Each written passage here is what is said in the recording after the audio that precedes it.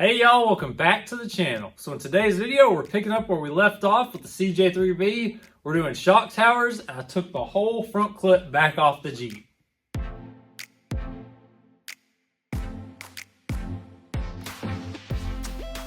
Alright y'all, so if you remember at the end of my last video, I mentioned that these shocks were too compressed. Now these are the shocks that came with the 1-inch lift, and I really don't even think it would have worked with the stock setup, because these are just way too compressed. I not only moved that mounting position up maybe an inch, inch and a half, so I've got a really cool solution for this. I'm gonna show y'all what that is. All right, so if you remember my video on my green Wagoneer, the Wagoneer I parted out, there was a handful of parts I said I wanted to keep off of that.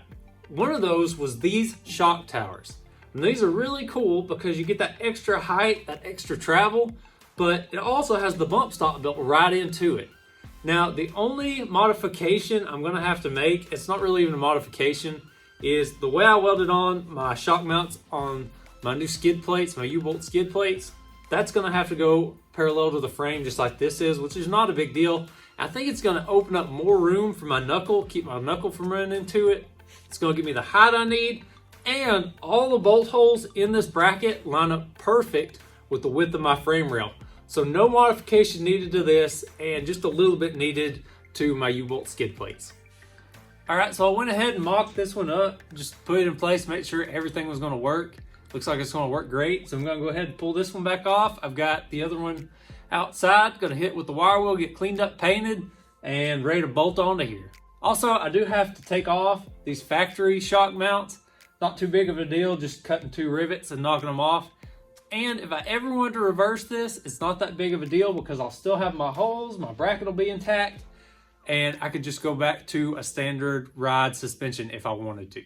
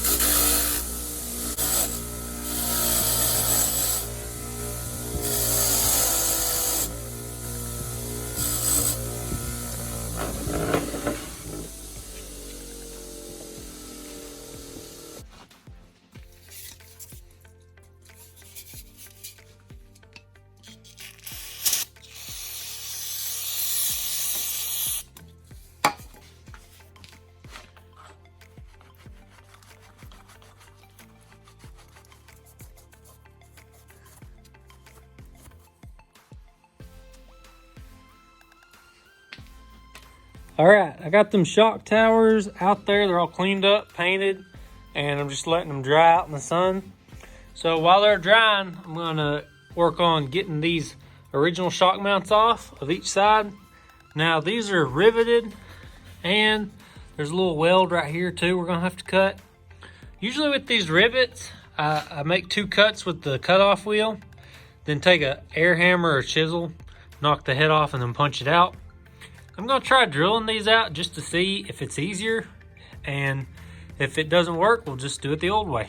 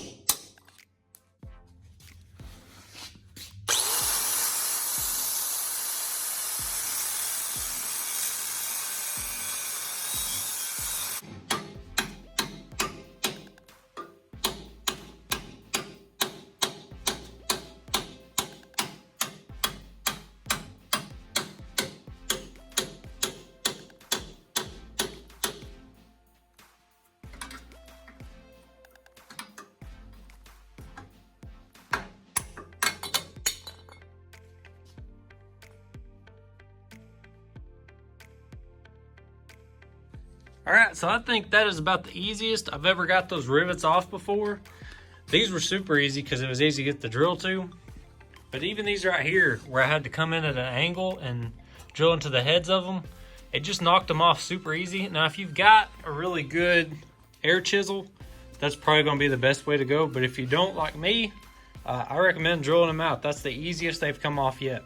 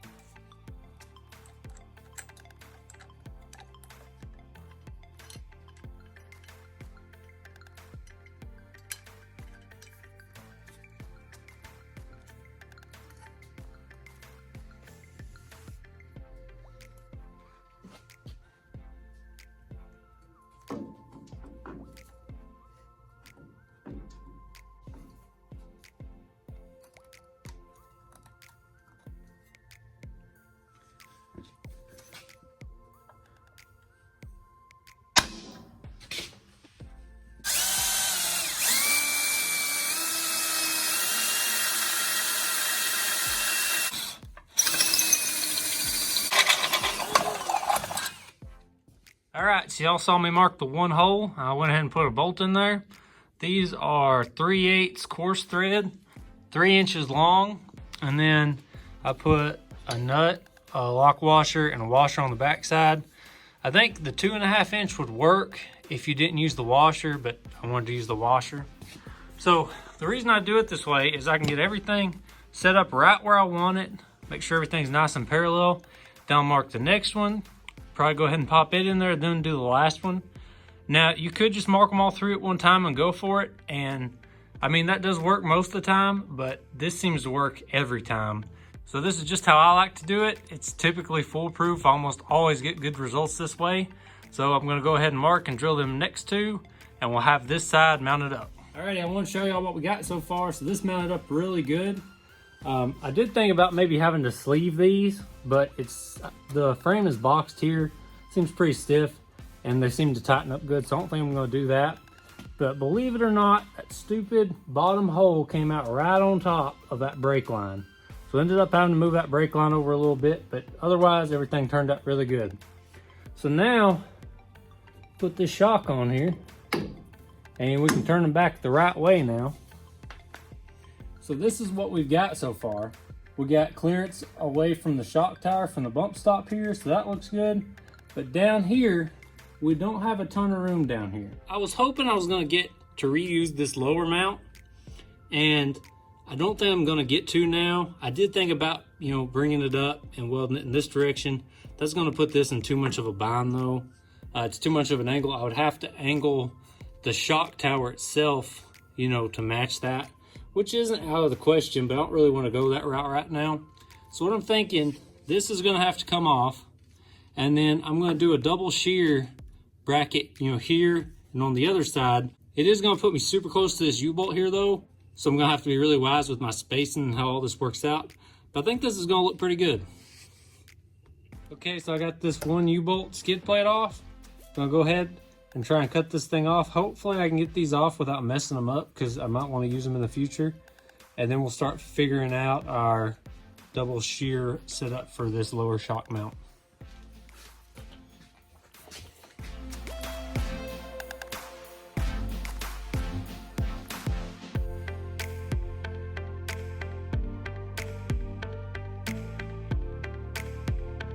All right, so I cut me a couple of these tabs here.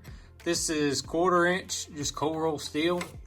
And they're a lot bigger than they need to be, but I'm gonna trim them to fit. So one's gonna do something like that number right there, kind of angled. And then I'll have one, back behind, catching it back here. We'll have that double shear set up. Should be good and stout. So I need to go ahead and drill some holes, figure out what my angle's gonna be down here. Maybe a little step for here. I'm gonna leave it pushed out a little bit offset to the bracket. That's gonna keep clearance behind it for the nut that's gonna hold it on there. And it'll also keep it out of the way of this U-bolt.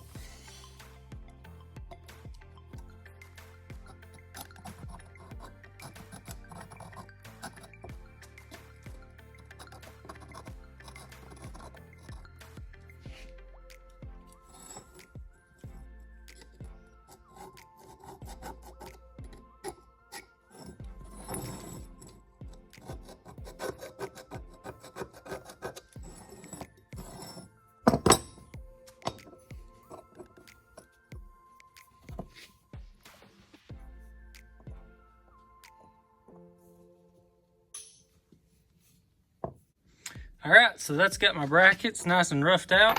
They're pretty close. I'll probably end up doing a little bit more trimming right before I get done welding them, but these are ready to go on that bracket.